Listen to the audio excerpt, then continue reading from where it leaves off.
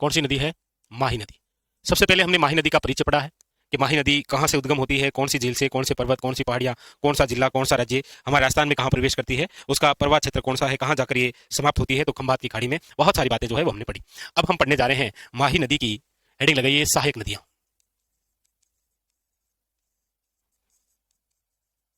माही नदी की सहायक नदियां।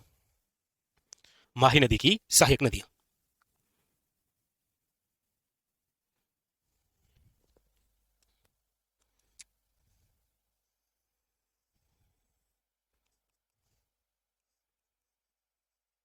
ये है आपकी माही नदी। माही नदी की सहायक नदियां आप इसी प्रकार एक डायग्राम बनाते हुए लिखिएगा।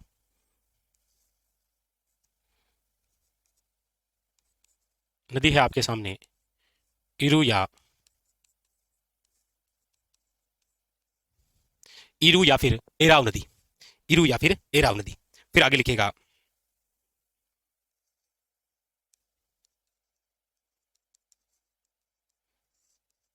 नंबर 2, लिखिएगा लाखन नदी। नाम लिखिए इसी प्रकार से डायग्राम बनाते हुए लिखना है ना आपको। फिर लिखिएगा चाप नदी। फिर लिखिएगा इरु, लाखन, चाप, हरण नदी।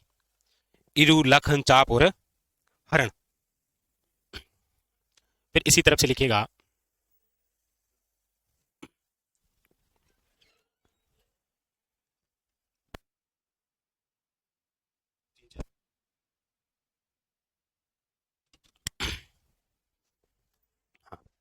फिर यहां से एक नदी है जिसका नाम है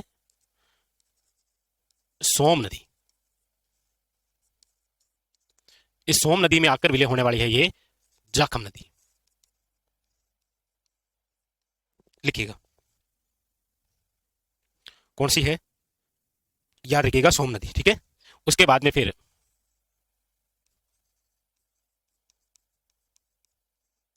मोरे नदी और एक लिखिएगा भादर नदी।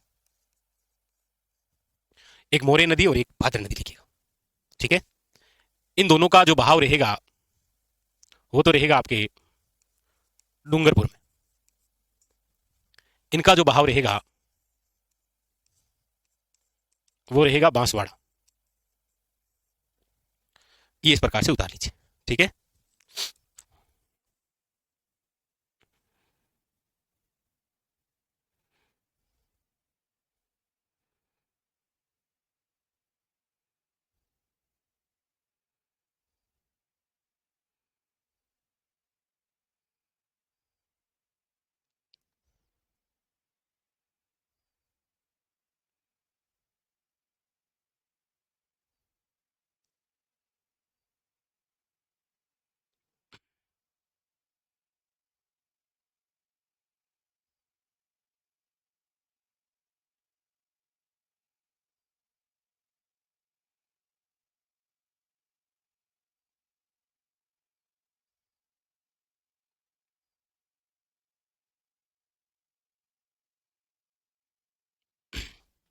बना लिया। फिर इनमें से चर्चा करते हैं नदियों की।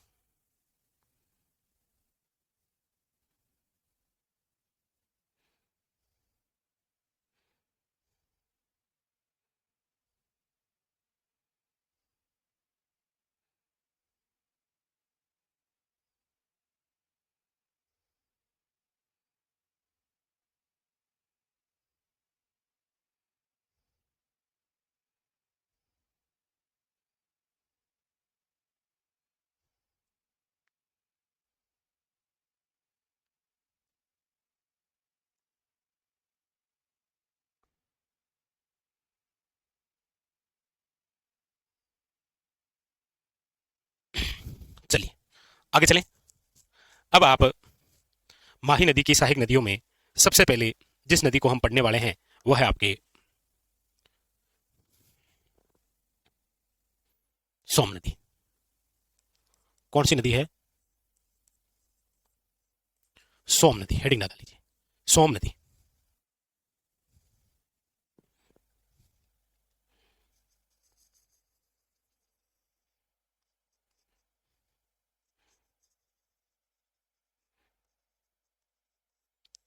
ये माही नदी जहां जाकर समाप्त होती है वो है आपके खंबात की खाड़ी। हम जिस नदी को पढ़ रहे हैं वो है कौन सी? सोम नदी। ये सोम नदी, ये कौन सी? सोम नदी। सबसे पहले ये जो सोम नदी है इसका उद्गम, तो आप कहेंगे सर सोम नदी का जो उद्गम है वो है आपके बिच्छा मेड़ा की पहाड़ियां। और बिच्छा मेड़ा की जो पहाड़ियां हैं वो है आपके कहां पर? उदयपुर में। तो सबसे पहले लिखिएगा सोम नदी हेडिंग डाली, लिखिए उद्गम स्थल, और उद्गम स्थल के अंदर आपके सामने है बिच्छा मेड़ा की पहाड़ियां।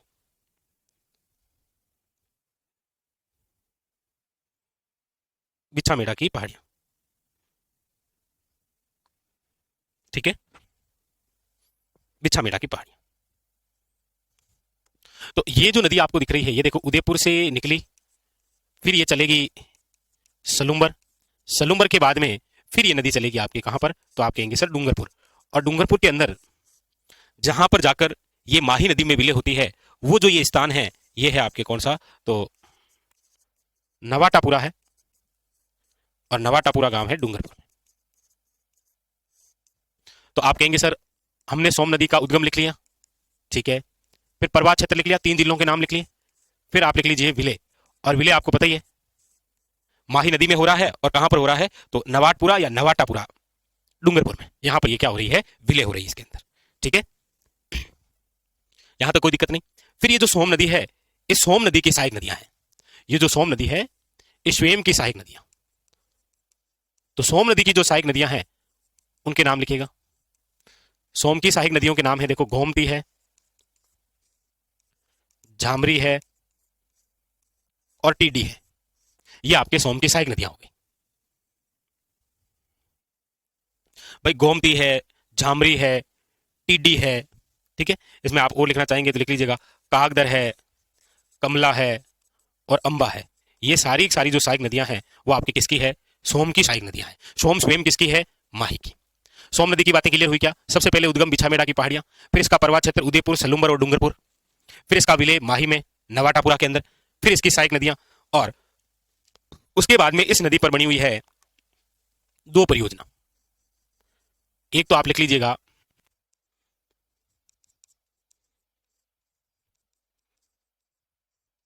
सोम कागदर उदयपुर, और एक है आपके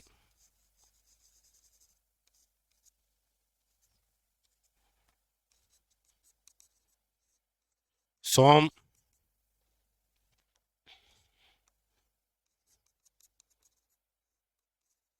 सोम कमला और अंबा परियोजना। और सोम कमला और अंबा जो परियोजना है ये आपके कहां पर है? तो लिखिएगा डूंगरपुर में। उतार लीजिए सोम नदी की बात।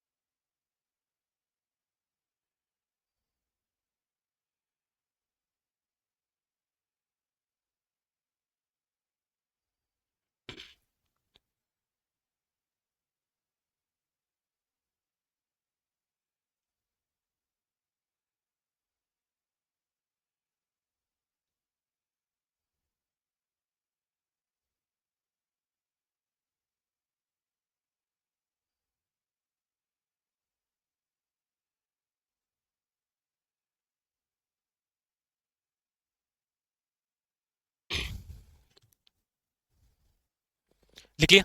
तो सोम नदी की सारी बातें क्लियर तो हो गई ना। देखो, सोम नदी उद्गम, फिर इसका प्रवाह क्षेत्र, फिर विलय, फिर इसकी सहायक नदियां, फिर इस पर दो परियोजनाएं, सोम कागदर, और एक आपके हो गई कौन सी, तो आपके सामने सोम, कमला और अंबा। ठीक है, अब आप हेडिंग लगाइए नेक्स्ट।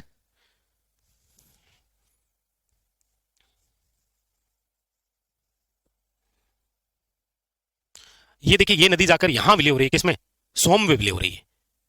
इस नदी का नाम क्या है, जाखम नदी। बाकी आप कहेंगे सर जाखम नदी तो माही की है, बिल्कुल माही की है लेकिन ये विलय तो सोम में होती है, याद रखना। हालांकि वो ऑप्शन के अकॉर्डिंग आपको करना होता है।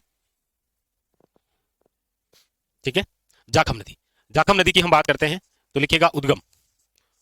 जाखम नदी का जो उद्गम है वो आपके होता है कहां से, तो भंवर माता की पहाड़ियां, छोटी सादड़ी, छोटी सादड़ी प्रतापगढ़, याद रखिएगा। जाखम नदी का जो उद्गम है वो भंवर माता की पहाड़ियां, छोटी सादड़ी, प्रतापगढ़। तो ये जो नदी है ये आपके प्रतापगढ़, प्रतापगढ़ से फिर सलुम्बर, लिखिए। फिर जब आप विलय लिखें इसका, जाखम नदी का विलय, भाई उद्गम तो आपके सामने ये रहा, परवाह क्षेत्र इसका प्रतापगढ़, सलुम्बर और डूंगरपुर रहा। लेकिन जब आप इसका विलय लिखे ना, तो आप ध्यान रखें कि विलय करना है आपको सोम नदी में। सोम नदी डेस करके लिखना है, डूंगरपुर। लेकिन यदि कभी ऐसा ऑप्शन में नहीं आए तो फिर माही में मानना है आपको, क्योंकि इन तीनों पर आपको पता भी है कि यहां पर क्या बनता है, ये त्रिवेणी संगम। अभी नोट करके लिखेंगे। तो उद्गम हो गया, परवा क्षेत्र हो गया, विलय हो गया। अब ये जो जाखम नदी है, इस जाखम नदी की सहायक नदियां लिखिए। और इस जाखम नदी की जो सहायक नदियां हैं वो है आपके करमई नदी, और दूसरी है सरमई नदी। करमई नदी और कौन सी, सरमई नदी। ठीक है, इसी जाखम नदी पर एक बांध बना हुआ है। कौन सा बांध है,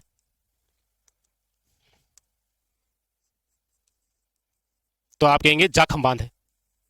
ये जाखम बांध कहां पर है, तो लिखिएगा प्रतापगढ़ में है। इस जाखम बांध की जो ऊंचाई है वो कितनी है आपके, तो याद रखिएगा 81 मीटर है। और याद रखिएगा राज्य का सबसे ऊंचा बांध है ये, राज्य का, राज्य का सबसे ऊंचा बांध, राज्य का क्या है, सबसे ऊंचा बांध। ठीक है, तो ये जाखम नदी की बातें कंप्लीट, इधर ये सोम नदी की बातें कंप्लीट, ये आपके सामने स्ट्रक्चर के रूप में कंप्लीट। उतारिए, कोई बिंदु लगे नहीं आया है तो वापस पूछिएगा। हाँ, परियोजना अलग से एक टॉपिक भी पढ़ेंगे, उस समय मैं पूरी चर्चा करूंगा आपके साथ में। ठीक है,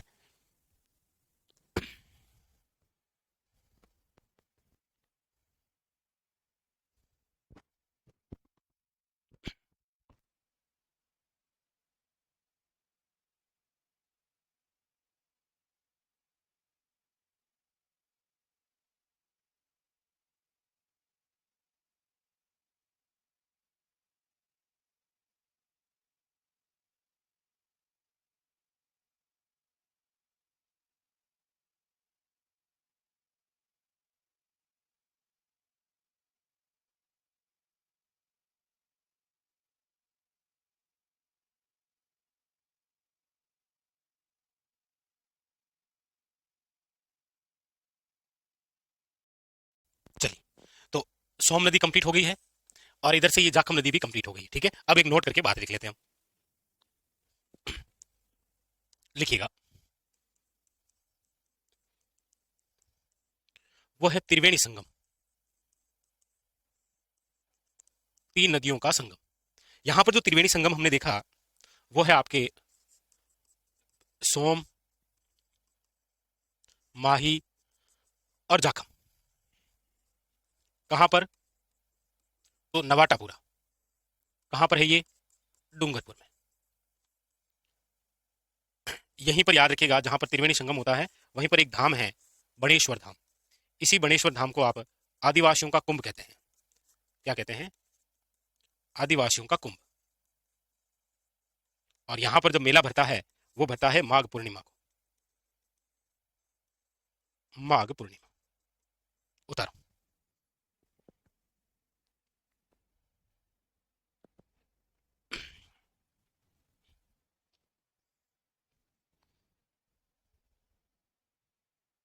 नदियों में आगे बढ़ते हैं और अगली जिस नदी के बारे में चर्चा करते हैं वो आपकी नदी है मोरे नदी। कौन सी है? हेडिंग लगेगा मोरे नदी।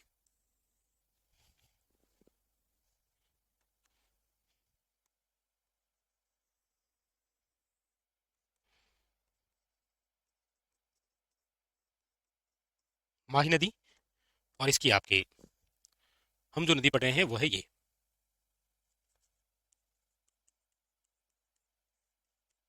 मोरे नदी। कौन सी नदी है? मोरे नदी। ठीक है, तो मोरे नदी के बारे में यही लिखा देता हूं, लिखेगा उद्गम। मोरे नदी का जो उद्गम है वो है डूंगरपुर की पहाड़ियां। डूंगरपुर की पहाड़ियां। ठीक है, प्रवाह क्षेत्र की बात करेंगे तो याद रखिएगा केवल और केवल एक ही जिला है और वो है डूंगरपुर। केवल डूंगरपुर जिले में ही बहती है ये। तो उद्गम हो गया, प्रवाह क्षेत्र हो गया। उसके बाद में फिर विले। विले में याद रखिएगा ये विले होती है घलियाकोट, और घलियाकोट जो है वो कहाँ पर है आपके? तो वो रहा ये डूंगरपुर। गलियाकोट कहाँ पर है? तो लिखिएगा डूंगरपुर। यहाँ पर जाकर क्या हो जाती है? ये माही में विलय हो जाती है। और इस नदी पर भी एक परियोजना है जिसका नाम है मोरेन परियोजना।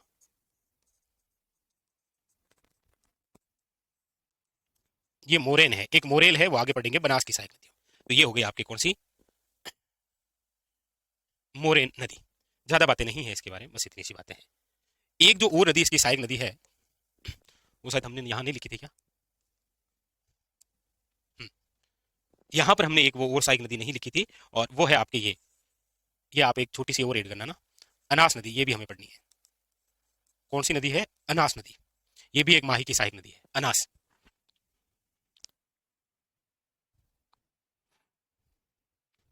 अनास नदी। ठीक है, तो मोरे नदी हो गई। अब यहां पर हम पढ़ने वाले हैं अगली जो नदी है वो है आपके अनास नदी।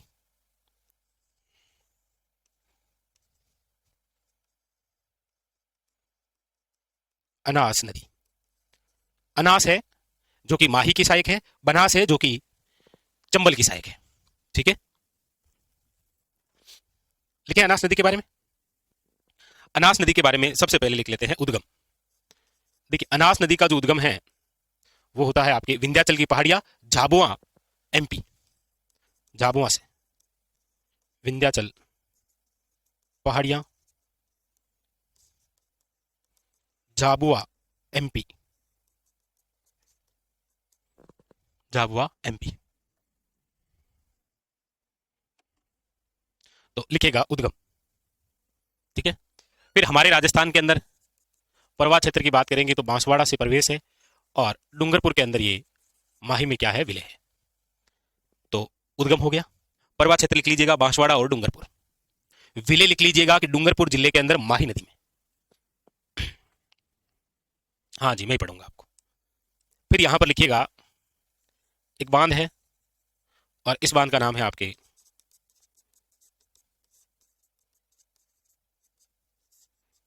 अनास बांध बांसवाड़ा। अनास बांध है कहां पर? बांसवाड़ा में। ठीक है,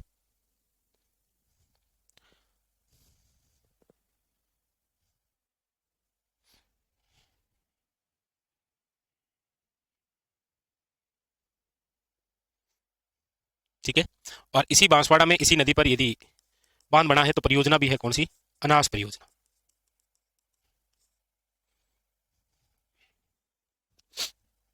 और इसकी एक बात और लिखिएगा, माही नदी में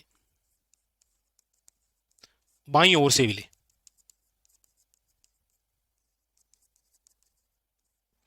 माही नदी में बाई ओर से विले, बस उतारी।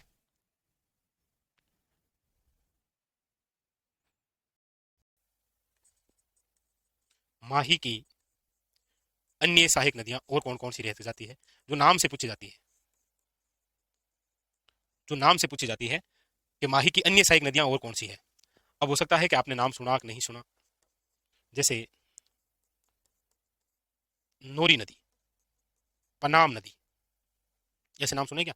नोरी नदी, पेनाम नदी, चेप नदी, भादर। नाम याद रखिएगा, अगर आ जाए तो थोड़ा सा। ठीक है, बाकी आपको बता ही दिया है। ठीक है, तो कंप्लीट माही नदी की बातें कंप्लीट। अगली जो नदी हम पढ़ने जा रहे हैं वो है आपके साबरमती नदी। साबरमती नदी, इसकी देखिए स्ट्रक्चर तो हम ये समझ सकते हैं कि ये राजस्थान है, और इस राजस्थान के अंदर यहाँ पर, जैसे यहाँ पर आप देखेंगे उदयपुर है, और ये यहाँ से निकलकर बस यहाँ चलती है और इस प्रकार से जाकर खंबात की खाड़ी में विलय होती है। जहाँ से निकल रही है वो जिला कौन सा है? उदयपुर। तो बस उदयपुर से डायरेक्ट गुजरात और फिर खंबात की खाड़ी। तो साबरमती नदी के बारे में तो आप सबसे पहले लिखिएगा कि ये गुजरात की मुख्य नदी है।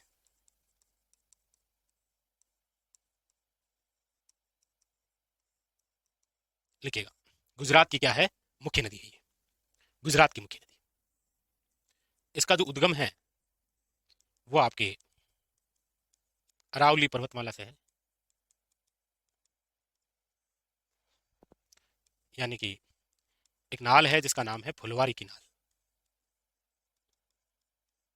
फुलवारी की नाल, वैसे देखा जाए तो पदरला या पादरला आप गांव सुनते हैं, उदयपुर यहां से ये नदी निकलती है। जब इसका उद्गम होता है तब याद रखिएगा ये वाकल वे मानसी धारा से, मानसी धाराओं के रूप में उद्गम होकर फिर साबरमती का रूप लेती है। ठीक है, धाराओं के रूप में। उसके बाद में जब प्रवाह क्षेत्र की हम बात करेंगे तो हमारे राजस्थान के अंदर तो केवल लिख दिया हमने कि ये गुजरात की मुख्य नदी है, गलती से निकलती इधर से है, उदयपुर और गुजरात।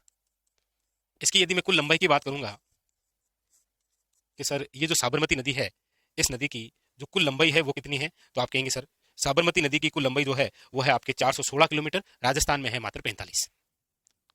ठीक है, तो कुल लंबाई तो लिख लीजिएगा 416 किलोमीटर, और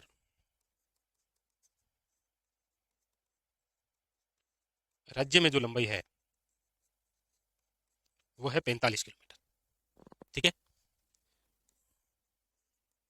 विलय हो जहां होती है, सॉरी समाप्त होगी, विलय तो क्या ही होगी किसी में, समाप्त जहां होती है वो है आपके खंबात की खाड़ी। और इसी के किनारे याद रखिएगा सबसे पहले तो साबरमती नदी, तो साबरमती आश्रम, इसी के किनारे है गांधीनगर,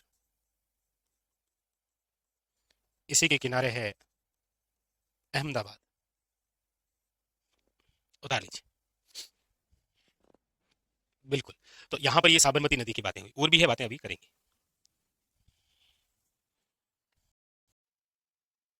लिखिए, अब आप इसमें हेडिंग लगाइए साबरमती की सहायक नदियां।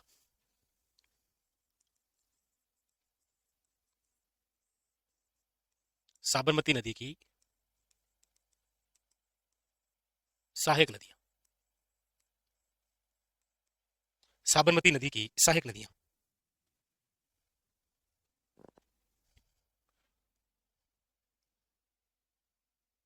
साबरमती नदी की सहायक नदियां,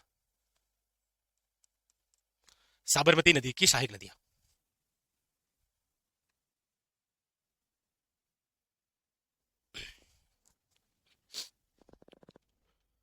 साबरमती नदी की सहायक नदियां, देखिए इसमें number 1 Mansi, number 2 Wakal, number 3 सेई, नंबर 4 हतमती, नंबर 5 वात्रक या वेत्रई, नंबर 6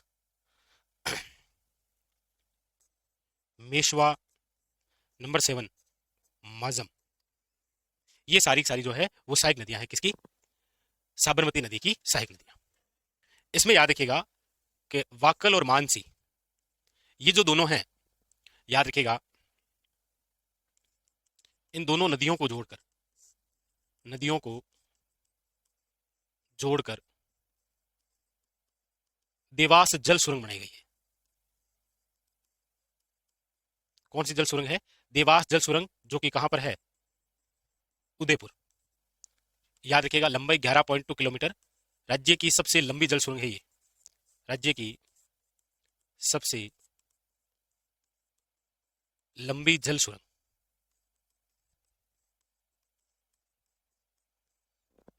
सबसे लंबी जल सुरंग। इस पर याद रखिएगा, सही एक जल सुरंग है। ये राज्य की प्रथम जल सुरंग है। राज्य की प्रथम जल सुरंग। राज्य की प्रथम जल सुरंग।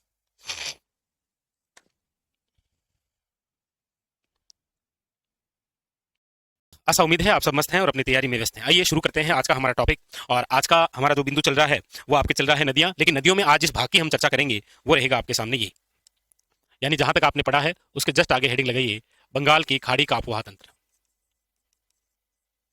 बंगाल की खाड़ी का अपोहा तंत्र। सबसे पहले आंतरिक अपोहा तंत्र पढ़ा, फिर अरब सागरीय अपोहा तंत्र पढ़ा, और अब हम पढ़ने जा रहे हैं बंगाल की खाड़ी का अपोहा तंत्र। कौन सी? बंगाल की खाड़ी का अपोहा तंत्र। बंगाल की खाड़ी के अपोहा तंत्र में हम चर्चा करें उससे पहले कि सर ये होता क्या है, तो हम ये कहेंगे कि राजस्थान में बहने वाली ऐसी नदियां जो प्रत्यक्ष या अप्रत्यक्ष रूप से अपना जल जो है वो बंगाल की खाड़ी में डालती है, उसे क्या बोलते हैं? बंगाल की खाड़ी का अपोहा तंत्र। आप लिख सकते हैं वह नदियां जो अपना जल, वह नदियां जो अपना जल प्रत्यक्ष या प्रत्यक्ष या अप्रत्यक्ष रूप से, प्रत्यक्ष या अप्रत्यक्ष रूप से बंगाल की खाड़ी में गिराती है, उसे आप क्या कहते हैं? बंगाल की खाड़ी का अफवाह तंत्र।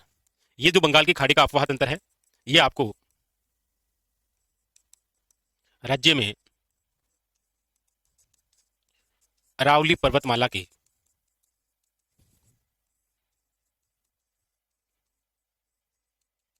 पूर्वी भाग, पूर्वी भाग में पाए जाने वाला अफवाह तंत्र है। ये जो बंगाल की खाड़ी का अफवाह तंत्र है, यह आपके अरावली पर्वतमाला के पूर्वी भाग में पाए जाने वाला अफवाह तंत्र है, याद रखिएगा। ठीक है, चलिए अब यहां पर प्रमुख रूप से नदियां कौन कौन सी हैं जिनको हमें पढ़ना है डिटेल से, तो इसके अंदर नंबर 1 लिखिएगा आप। सबसे पहले हम पढ़ेंगे चंबल, फिर चंबल की सहायक पढ़ेंगे बनास, तीसरी यहां पर पढ़ने के लिए नदी है गंभीर, और नंबर 4 पर जो नदी रहेगी वो है आपके बाणगंगा।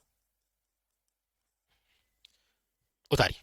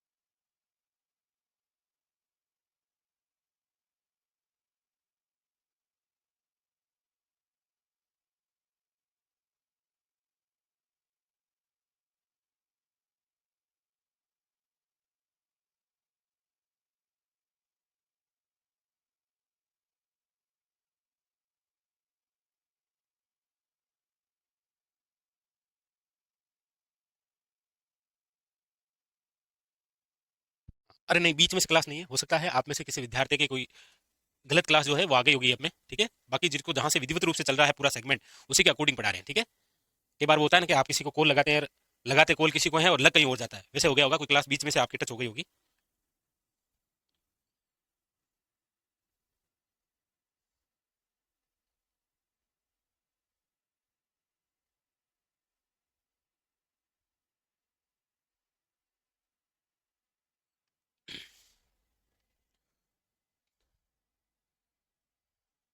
चलिए इनमें से आप हेडिंग लगा लीजिए। सबसे पहले जिस नदी के बारे में पढ़ेंगे वो है आपके चंबल नदी।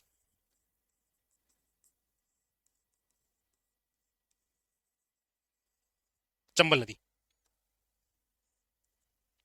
चंबल नदी।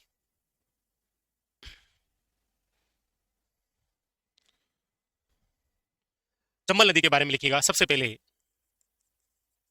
चंबल नदी का प्राचीन नाम, देखिए इसका जो प्राचीन नाम है वो है आपके चर्मणवती नदी।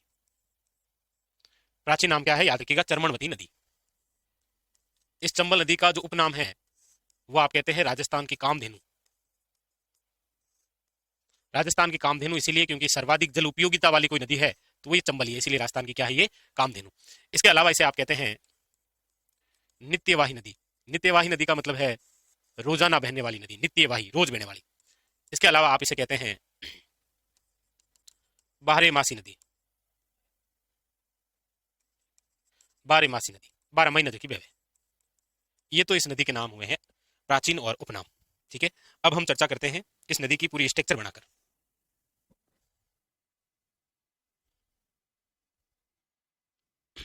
ठीक है, इस नदी की बना रहा हूं स्ट्रक्चर, ये आपने लिख लिए हैं सभी ने।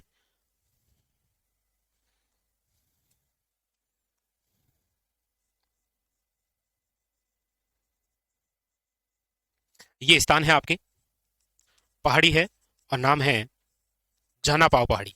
ये जो जानापाव पहाड़ी आपके सामने बनाई गई है, ये जानापाव पहाड़ी है आपके कहां पर, तो वो जिला है महू। महू जिला जो है वो आपके कहां पर है, एमपी के अंदर। इस जानापाव पहाड़ी से एक धारा निकलती है जो आपके राजस्थान में यहां से प्रवेश करती है, राज्य में प्रवेश। राज्य में जहां से ये प्रवेश करती है वो स्थान है आपके, याद रखिएगा, चौरासीगढ़। कौन सा स्थान है, याद रखिएगा, चौरासीगढ़। तो राज्य में जो प्रवेश है वो है आपके चौरासीगढ़।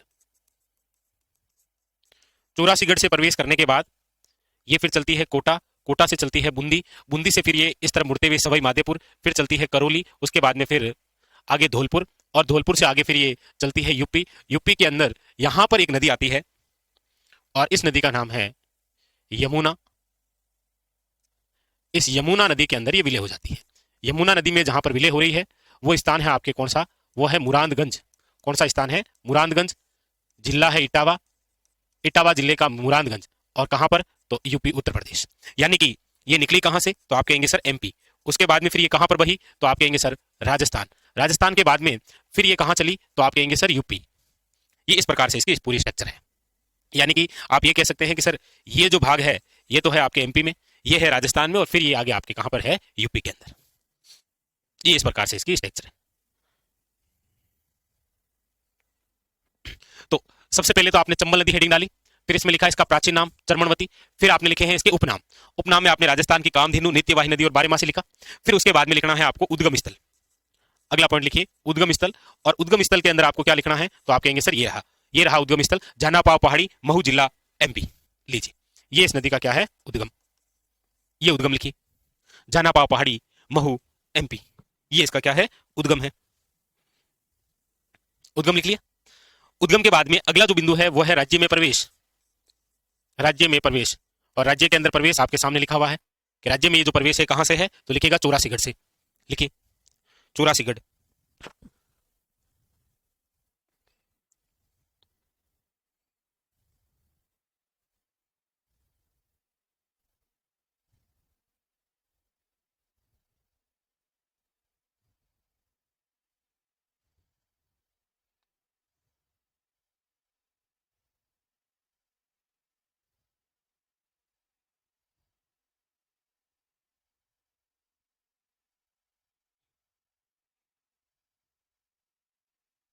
बहुत ही महत्वपूर्ण बिंदु लिखा आपने, प्रवेश।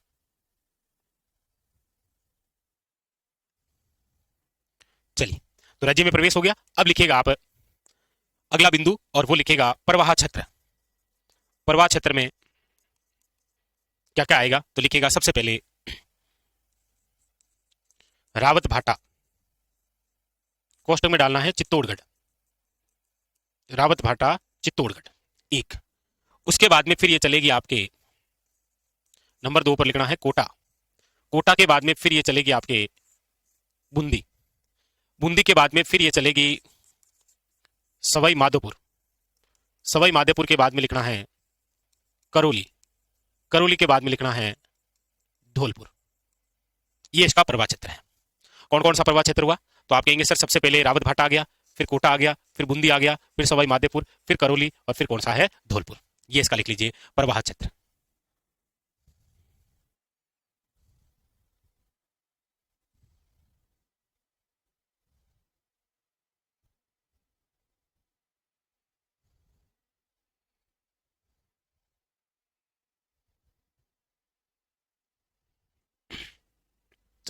हो गया प्रवाह क्षेत्र सबके। फिर लिखेगा विले। विले, ये जो नदी है ये विले होती है यहां पर।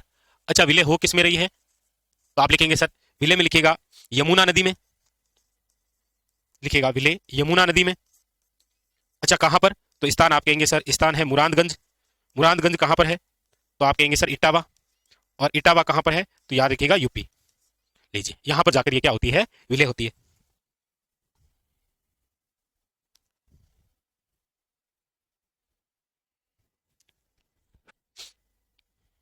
विले, विले लिख लिया। अब लिखिएगा आप कि यहां से लेकर वहां तक इसकी कुल लंबाई कितनी है? नए डाटा के अकॉर्डिंग कुल लंबाई जो है वो है आपकी 1051 किलोमीटर। लेकिन यहां पर हमें याद रखना है राजस्थान में कितनी लंबाई है। तो आप कहेंगे सर राजस्थान में जो लंबाई है वो है आपके 322 किलोमीटर। बाकी देखिए, नदियों की लंबाई कोई फिक्स नहीं होती है, ये बारिश के दिनों में ऊपर नीचे होती रहती है। लेकिन जहां से क्वेश्चन बन सकता है लंबाई से, वो डाटा आपके सामने ये रहे। ठीक है।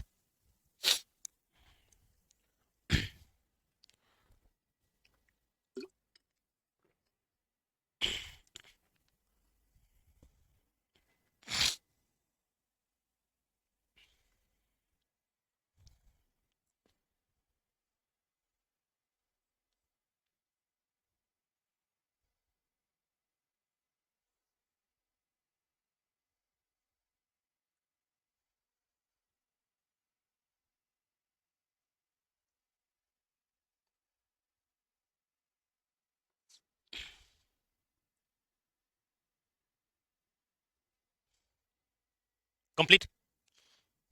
तो ये एक चंबल नदी का जो परिचय होता है वो आपके सामने कंप्लीट हो गया।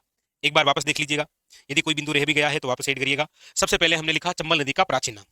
ठीक है। प्राचीन नाम के बाद में हमने इससे से रिलेटेड चर्चा जो की है वो की है उपनाम, राजस्थान की कामधेनु, नित्यवाही नदी और बारहमासी नदी। ठीक है। फिर हमने लिखा इसका उद्गम स्थल जानापाव की पहाड़ी। फिर राज्य में प्रवेश लिखा चौरासीगढ़। फिर इसका पर्वत क्षेत्र लिखा। फिर आगे लिखा विले। फिर हमने लिखा इसकी कुल लंबाई और फिर लिखी राजस्थान में लंबाई। क्लियर है ना? कोई दिक्कत नहीं है। तो अब हेडिंग लगाइए चंबल नदी की विशेषता। विशेषता क्या क्या है, आइए उनके बारे में चर्चा करते हैं।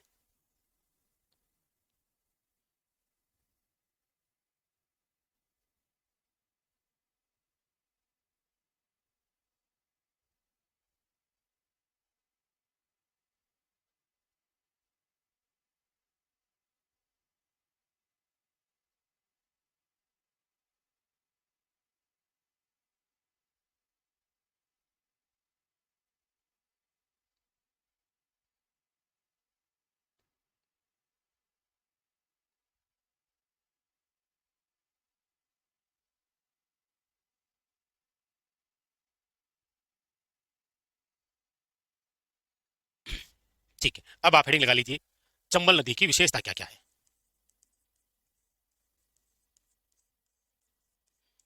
चंबल नदी की विशेषता,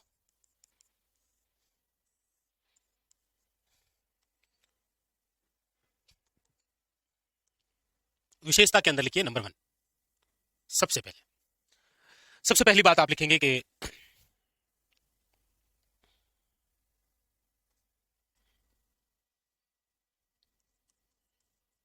तीन राज्यों में प्रवाहित चंबल नदी जो है, सबसे पहले बात करते हैं कि तीन राज्यों में प्रवाहित।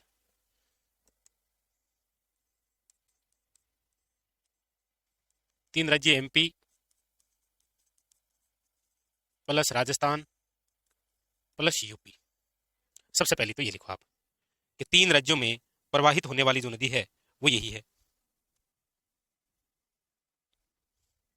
ठीक है। चलिए, दूसरी दूसरी बात लिखिएगा, चंबल नदी वृक्षाकार के रूप में प्रवाहित होती है।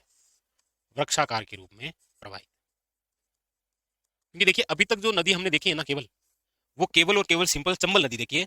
अभी हम पढ़ेंगे तो आप देखेंगे कि यहां से एक नदी आएगी, यहां से नदी आएगी, यहां से नदियां आएगी, फिर ये एक वृक्ष का रूप ले लेगी, वृक्षाकार दिखाई देगी। तो अभी तो ये नहीं, आगे देखते हैं इसको। फिलहाल लिखिए कि चंबल नदी वृक्षाकार के रूप में प्रवाहित होती है। ये दूसरी बात, वृक्षाकार के रूप में प्रवाहित होती है। ठीक है। दूसरी, अगली बात, राज्य में प्रवाहित होने वाली सबसे लंबी नदी। राज्य में प्रवाहित होने वाली राज्य में प्रवाहित होने वाली सबसे लंबी नदी। राज्य में प्रवाहित होने वाली सबसे लंबी नदी कोई है तो वो यही है जिसका नाम है चंबल। दूसरी बात, राज्य में सर्वाधिक राज्य में सर्वाधिक जल उपयोगिता पूछे या फिर उपलब्धता पूछे। राज्य में सर्वाधिक जल उपयोगिता और उपलब्धता वाली नदी है ये, उपलब्धता वाली नदी। सर्वाधिक उपयोगी भी यही है और सबसे ज्यादा जल उपलब्ध भी इसी में रहेगा आपके, और कोई नदी में नहीं है। इंपॉर्टेंट याद रखिएगा। इसलिए तो आप पढ़ते हैं कि राज्य में जल अपर्दन भी होता इससे है। राज्य में सर्वाधिक जल अपर्दन वाली नदी, राज्य में सर्वाधिक जल अपर्दन वाली नदी नदी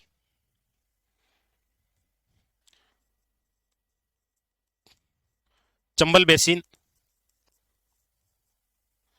आप पढ़ते हैं क्या, बीहड़ पढ़ के आए हैं हम, बीहड़ क्षेत्र याद रखिएगा।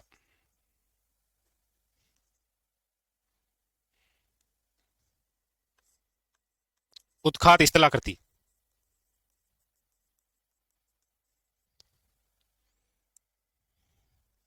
पढ़ के आए हैं, आप सब जानते हैं। तो ये इस चंबल नदी की क्या है, प्रमुख प्रमुख विशेषता है, लिखिएगा। ठीक है।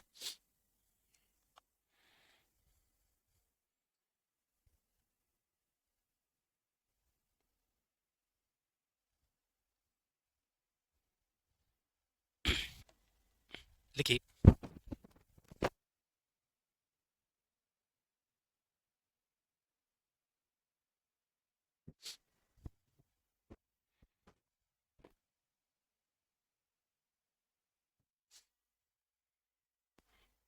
चलिए, अब आपको यहां पर ये लिख लिया। अब आप लिखिएगा चंबल नदी पर निर्मित बांध। यहां पर केवल मैं बांधों के नाम लिखूंगा, उनके बारे में डिटेल जो है वो आगे बताता हूं।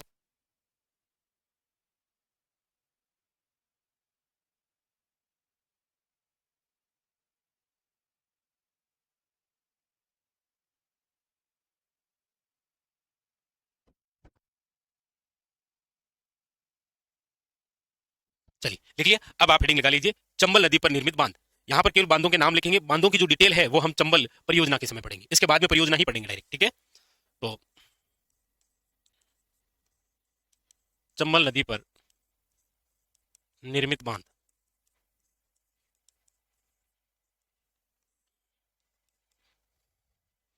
चंबल नदी पर निर्मित बांध हमने पढ़ा है अभी कि इस प्रकार से आपके ये जो नदी है ये चलती है। हमें इस चंबल नदी पर निर्मित बांधों की चर्चा करनी है। तो इस नदी पर टोटल आप देखेंगे तो बांध बने हुए हैं 4। 1,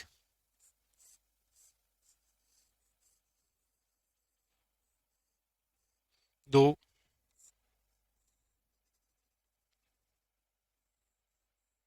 3,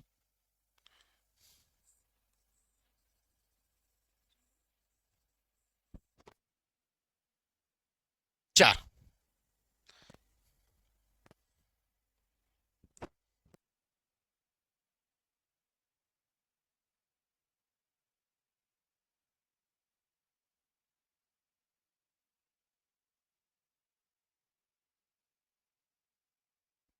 4 बांध है। तो चंबल नदी पर निर्मित कितने बांध हैं? चंबल नदी पर निर्मित है 4 बांध। 4 बांध कौन कौन से हैं?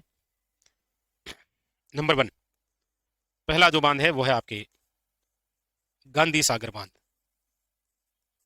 गांधी सागर जो बांध है वो है आपके मंदसौर में। मंदसौर कहां पर है?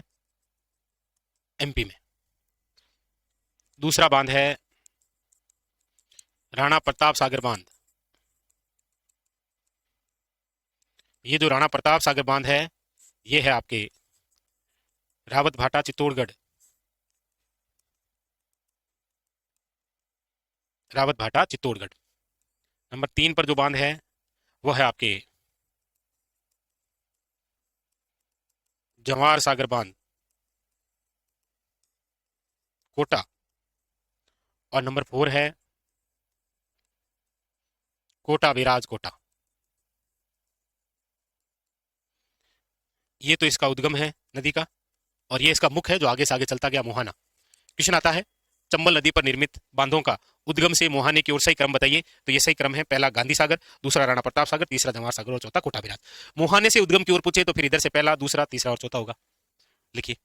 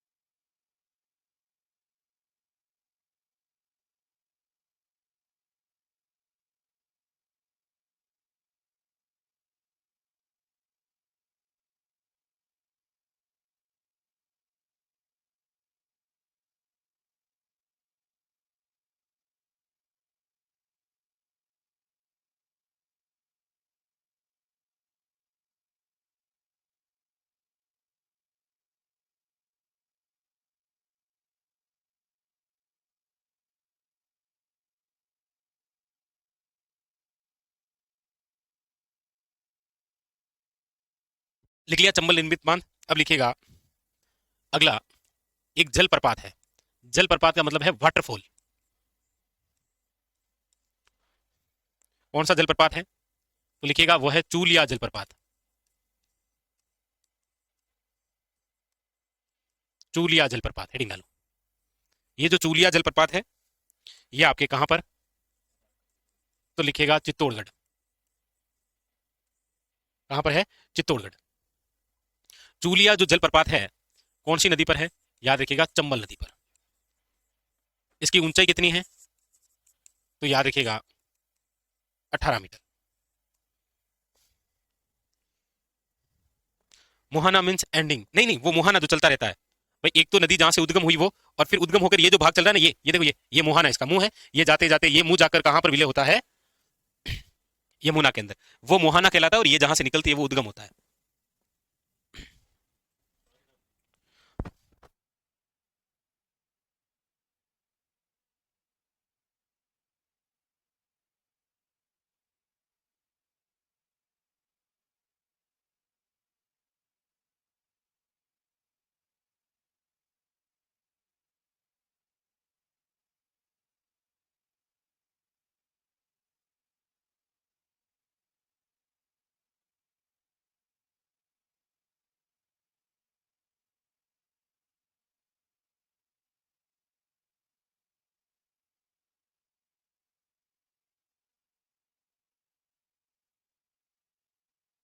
चलिए आगे बढ़े। ये लिख लिया। अब आप अब आप हेडिंग डालिए Chambal river front. Chambal river front. क्या होता है Chambal river front? Chambal river front, आप कहेंगे सर क्या है ये? तो देखिए, चंबल रिवर फ्रंट जो है,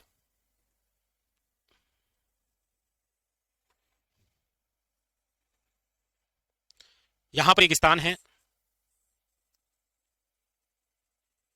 यहां पर एक यहां पर मैं बात कर रहा हूं कोटा बिराज। ये है कोटा बिराज, और यहां पर एक स्थान है, वो भी है नयापुरा पुलिया। ये कोटा बिराज हो गया, और ये हो गया आपके नयापुरा पुलिया। ये भी कोटा में है, ये भी कोटा में है। इसका मतलब ये है कि हम जो पढ़ने जा रहे हैं चंबल रिवर फ्रंट, सबसे पहले तो ये कहां पर है? कोटा में। अब ये चंबल रिवर फ्रंट है क्या? तो बात यह है कि कोटा बिराज से लेकर नयापुरा पुलिया तक जो चंबल नदी का बहाव है, ये चंबल नदी बह रही है। इस चंबल नदी के दोनों तट तट, एक तो इधर वाला और एक इधर वाला, यहां पर जो है वो पर्यटन की दृष्टि से बहुत सुंदर सुंदर से स्थल बनाए गए हैं। ये तो चंबल नदी का बहाव है। इस चंबल नदी के दोनों तटों पर पर्यटन की दृष्टि से विकसित किए गए हैं स्थल। कौन कौन से स्थल विकसित किए गए हैं? तो पर्यटन को बढ़ावा देने के लिए कोटा बिराज से लेकर नयापुरा पुलिया तक जो चंबल नदी का बहाव है, इस चंबल नदी के दोनों तटों पर पर्यटन को बढ़ावा देने के लिए पूरे विश्व भर के जो जो प्रसिद्ध हैं उनकी यहां पर स्ट्रक्चर दिखाई देगी। किस प्रकार से क्या है, तो एक वीडियो के माध्यम से हम देखते हैं और फिर जो है वो समझते हैं, फिर आगे लिखेंगे। ठीक है, तो एक बार तो आप ये वीडियो देखिएगा थोड़ा सा, ताकि आपको पता रहेगा कि हम जो पढ़ रहे हैं चंबल रिवर फ्रंट ये क्या है। देखिएगा, ये रहा आपके सामने।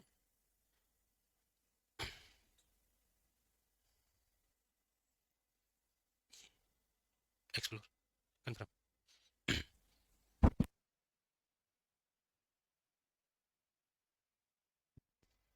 देखिएगा आप आराम से इस वीडियो को।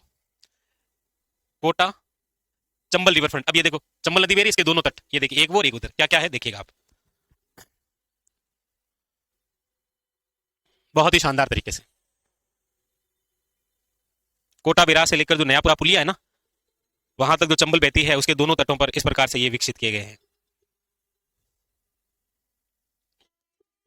ये इस प्रकार से देखो, ये चंबल माता की मूर्ति है ना, जो थी ना अभी व्हाइट वाली, वो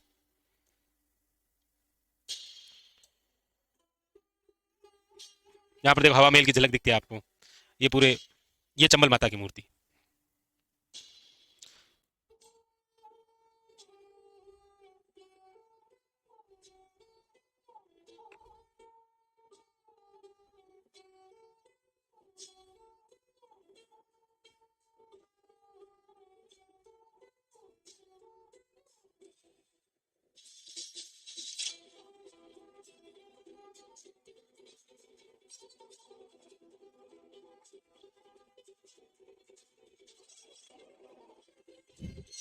देखो कितना शानदार।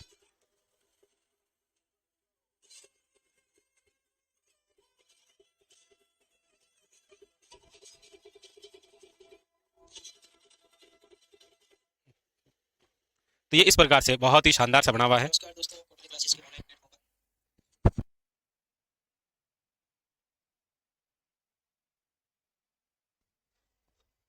या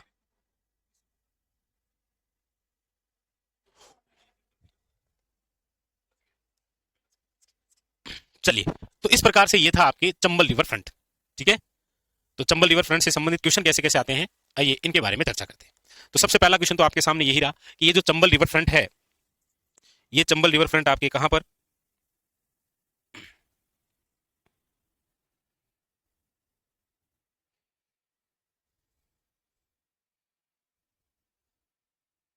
हेडिंग डाली आपने?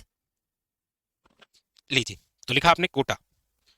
दूसरी बात लिखिएगा कि ये जो आपने देखा है ना, ये विश्व का प्रथम हेरिटेज रिवर फ्रंट है। यानी ऐसी कोई भी नदी नहीं है जिसके तटों पर इस प्रकार से कोई पर्यटन स्थल जो है वो है। तो विश्व का प्रथम हेरिटेज रिवर फ्रंट, नहीं हवा महल तो जयपुर में है, बट झलक तो वहीं पे दिखती है ना, झलक वहां देख सकते हैं। बाकी जितने भी अभी आपने स्थल देखे, ये कहीं ना कहीं बने हुए हैं। वहां पर तो केवल पर्यटन की दृष्टि से बढ़ावा देने के लिए ये जो चंबल नदी है, इसके दोनों तटों को विकसित किया गया है। बाकी नो डाउट हवा महल जयपुर का ही है। विश्व का प्रथम हेरिटेज रिवर फ्रंट है ये। ठीक है, इसके जो वास्तुकार थे, उनका नाम है आपके अनूप भरतरिया। लिखिएगा वास्तुकार कौन है, तो अनूप भरतरिया। ठीक है, कुल घाट कितने हैं यहाँ पर? तो कुल घाट है, याद रखिएगा 27। उनका आंकड़ा कितना है? 27। यहां पर अभी आपने एक मूर्ति भी देखी थी, कौन सी मूर्ति है? तो याद रखिएगा, चंबल माता की मूर्ति। किसकी मूर्ति है? याद रखिएगा, चंबल माता की मूर्ति थी। ठीक है। इस चंबल माता की मूर्ति की जो ऊंचाई है वो कितनी थी? तो 256 फीट। इसके वास्तुकार कौन थे चंबल माता की मूर्ति के? तो याद रखिएगा, निर्मल शर्मा। कौन थे? निर्मल शर्मा। ये जो चंबल रिवर फ्रंट है ये कहां से कहां तक विस्तृत है? तो आप कहेंगे सर, विस्तार जो है इसका, विस्तार वो आपके सामने ये रहा। कहां से कहां तक है? तो कोटा विरार से लेकर नयापुरा पुलिया तक। ठीक है। यहां से लेकर यहां तक कितनी दूरी तक? तो 2.75 किलोमीटर तक आपने जो भी देखा वो विस्तृत है। तो चंबल रिवर फ्रंट की ये लंबाई है, ये विस्तार है, कहां से कहां तक है, ये कहां पर है, ये कौन सी नदी है? तो पता ही है, चंबल नदी ही। उतारिए।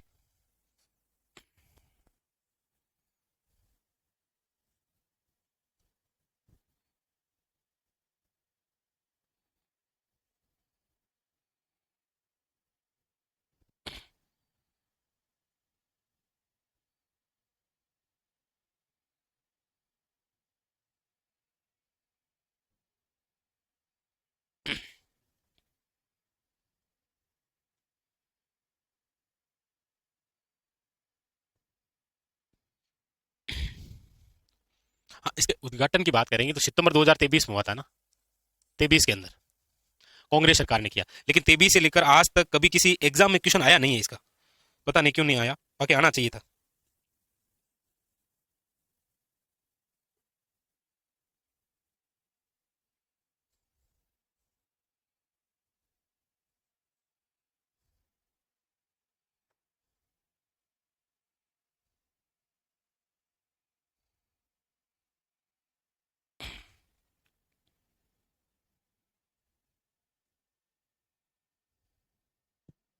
चलिए, लिख लिया आपने? तो ये बात हो गई है चंबल रिवर फ्रंट की। तो देखिए, बातें जो हमारी हुई है वो आज हमने यहाँ से शुरू किया था, बंगाल की खाड़ी के अफवाह तंत्र से। हमने कहा इसमें यही नदियां पड़ेंगी। फिर हमने चंबल नदी के बारे में पढ़ा कि इसका प्राचीन नाम क्या है, इसके उपनाम क्या क्या है, उद्गम स्थल, राज्य में प्रवेश, पर्वत क्षेत्र, फिर ये विलेय, इसकी कुल लंबाई और राज्य में लंबाई। ठीक है। फिर हम आगे बढ़े तो चंबल नदी की विशेषता हमारे सामने थी। फिर हम आगे बढ़े तो चंबल नदी पर निर्मित बांध था। फिर हम आगे बढ़े तो चंबल नदी पर एक जल प्रपात था। उसके बाद में फिर ये चंबल रिवर फ्रंट है। ठीक है। अब आप हेडिंग लगा सकते हैं आगे, वो है आपके चंबल नदी की सहायक नदियां कौन कौन सी है।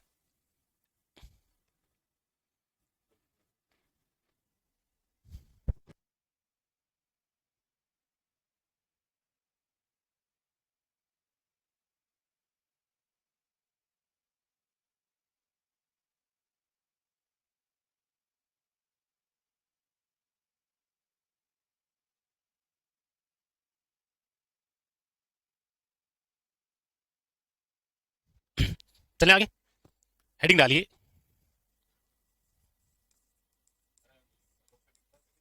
चंबल नदी की,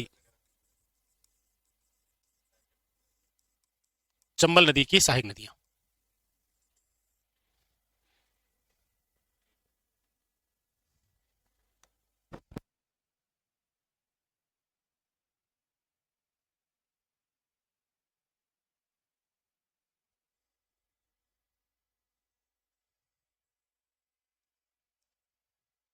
ये चंबल नदी। ठीक है, चंबल नदी। सबसे पहले तो चंबल नदी का इधर वाला ये जो भाग है ये कौन सा है? ये बायां पक्ष है। इधर वाला भाग कौन सा है? तो ये दायां पक्ष है।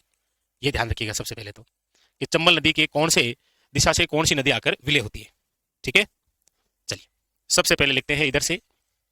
इधर से जो नदी आ रही है ये है बामनी, या फिर इसी का नाम आप पढ़ते हैं ब्राह्मणी नदी। बामनी या फिर कौन सी? ब्राह्मणी नदी। ठीक है।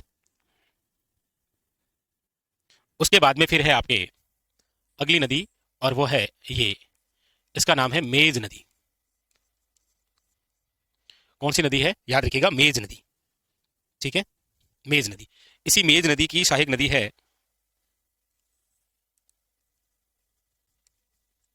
मांगली नदी।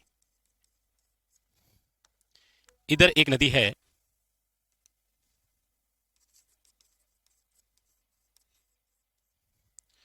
याद रखिएगा, नाम है चाकण नदी। ठीक है। एक है आपके इधर से,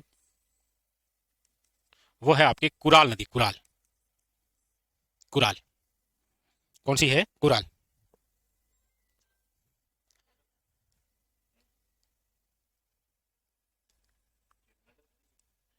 एक इधर से है जिसका नाम है बनास नदी, ये बनास।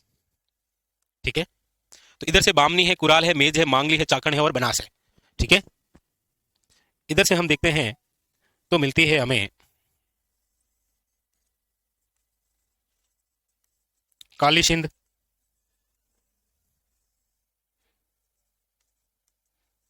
आहू। इधर से है परवन। इधर से कौन सी है?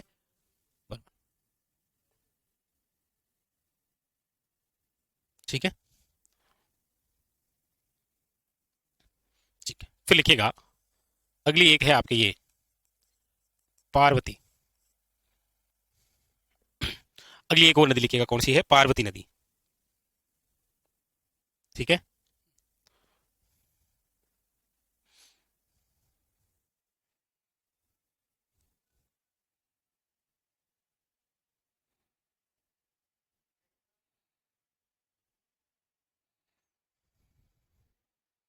ठीक है, फिर लिखिएगा सीप।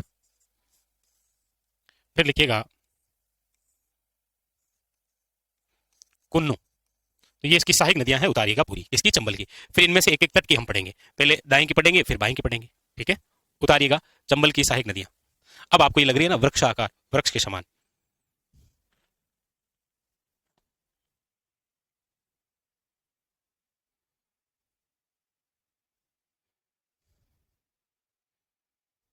उतार लीजिए, बाकी की चर्चा करेंगे कल।